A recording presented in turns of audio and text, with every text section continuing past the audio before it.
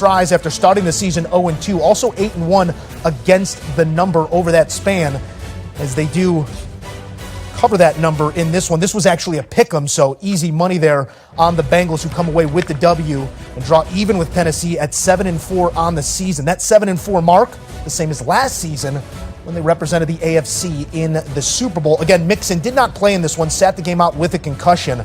They also got this win without Jamar Chase, who missed his fourth straight game with a hip injury, but confident are the Bengals that he will return next week. Here's Burrow postgame with Evan Washburn. Well, Joe, the way that game ended was odd with the penalty. What was your reaction when you got to go back out on the field after that one? I didn't see what happened, but I'm going to trust the officials on that one. So whenever you can kneel it out like that, it's always a good day. Ups and downs today, but we pulled it out. Yeah, you mentioned that, and this kind of lived up to what we expected, a physical game. What do you appreciate most about how you guys won this game? A lot of adversity. We've done it all year. We responded today. That's a really good, tough, physical team. It's tough to move the ball against, and I thought we played well, left a lot on the field, a lot to get better at. Were you guys the more physical team in this game? Because you mentioned you can't let Tennessee bully you. Yeah, we ran the ball really well, and I think that ended up being the difference in the game. My legs, Samaje, offensive line, Travion had a big run at the end. I think that was the difference in the game. I think we were the more physical team in the fourth quarter. When you look at the stretch you have ahead of you, starting with Kansas City, getting some guys back, the value of finding ways to win without Joe Mixon and Jamar Chase. Yeah, that's we need guys to step up, and we had a lot of guys step up today down the stretch.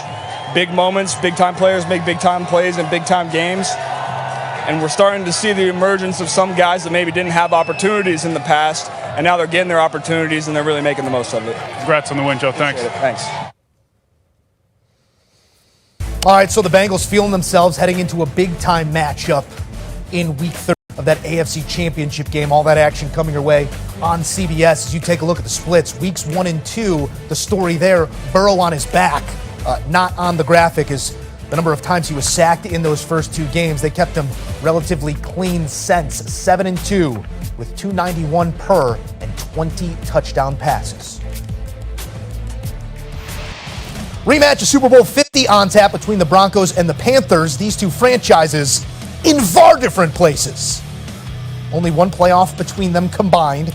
21 different starting quarterbacks since. Sam Darnold making his first start of the season, although we have seen him as a Panther before, and they'd love to see more of that as Darnold off play-action pass finds DJ Moore running the back line. Panthers up 7-0. Darnold a perfect 4 of 4 for 39 yards and the touchdown on that drive. As for Russ, Wilson and the Broncos still trying to get some rhythm.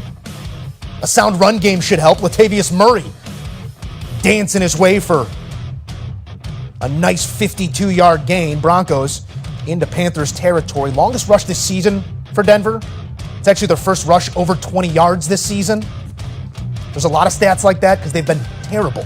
2 plays later, Wilson back to pass. Brian Burns gets a hand in there. Ruled incomplete, would be reviewed.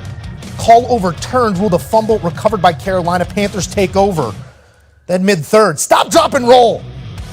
I mean, there's the stop, there's the drop, and Sam Darnold recovers and rolls. In for 6. Panthers go up 17-3. Sort of a summation of what both of these two offenses have looked like this season, but more Darnold, more. Panthers back in a scoring range, would settle for a field goal to lead 20-3, but all Carolina. More 4 receptions, a buck 03 and a touchdown in this game. Following kickoff, Jalen Virgil fields the kick, trying to make something happen, making mistakes. Ball's on the ground, Panthers recover. They tack on another field goal to lead 23-3, and frustrations boiling over as fingers are pointed, and Russ going face-to-face with one of the defensive players there, Mike Purcell, yelling at Russell Wilson.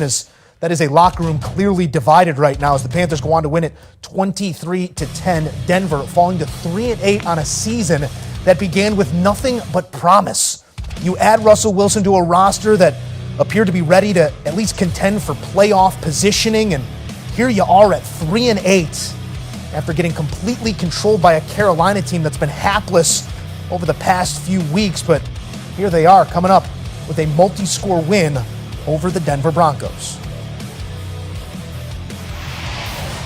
All right, let's break it down with Rick Spielman and Tyler Sullivan here to explore some of those inefficiencies, especially on the Denver side of this conversation, guys. I don't know how else to characterize this other than an abject embarrassment for specifically Russell Wilson and this Denver franchise. Tyler, I'll go your way first here. It sort of is getting to be repetitive week after week trying to frame these failures, but how do you frame it here after another inexplicable loss?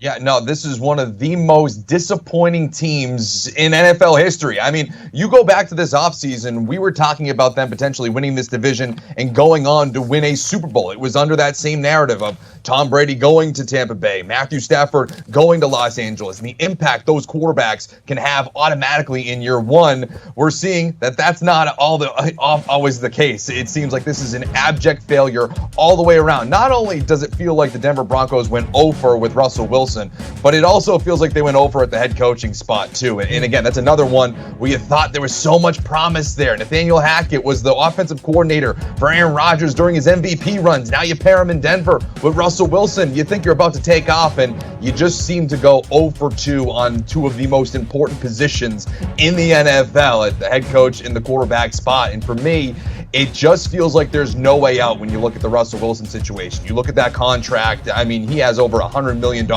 in dead cap in 2023. You can't really move on from this until maybe before the 2026 season. That is something this team seems like be stuck in the mud with. With head coach, you can see maybe they move on from Nathaniel Hackett. I think that he's firmly on the hot seat, and that is piping hot at this point. It's new ownership. They didn't hire this guy. They can move on and kind of wash their hands from this and see if they could get something resolved here. To me, you look at this Denver team, they haven't even played Kansas City at all yet. They have them 2 times as they go down the stretch here. It's only going to get worse for them. And to make matters even worse, they don't even have their first round pick because they acquired that quarterback.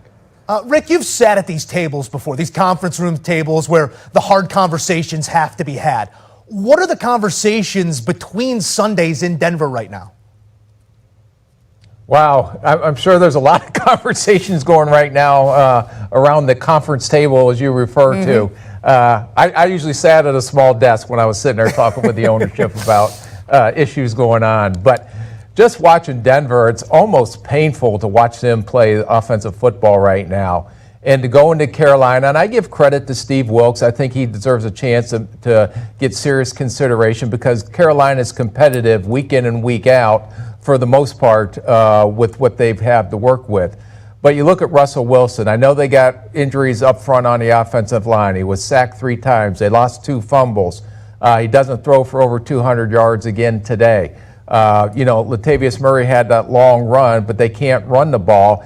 And the thing that's shocking, and I can see why that argument happened, is because Carolina controlled the ball for 37 minutes of this game. Denver's offense only had the ball for 22 minutes. So the defense, which keeps them in somewhat these games, but eventually they're starting to wear down too because they're on the field so often. So it doesn't matter whether Hackett was calling it or Clint Kubiak called it in the last 2 weeks.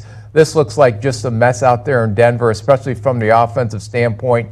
And it's going to be, as Russ said, when he came to Denver, he knew it was going to be a journey. I just didn't know if this was the journey he thought it was going to be. Most definitely. And I mean, you talk about some of that fatigue on the defensive side of the football, physically and now mentally, as we see finger pointing and words exchanged between the defensive and offensive difference makers there. And that's never what you want to see. You also don't want to see 9 points from your starting fantasy quarterback, but that's what Russell Wilson gave you if he's your starting quarterback. Make better decisions. Sam Darnold made a couple good decisions in this one, $164, a touchdown, sort of what we've seen from Darnold in the past, but he was on time and on the money relative to what we've seen from the quarterback position in Carolina this season. It was DJ Moore, his top target, 20 fantasy points here in Week 12.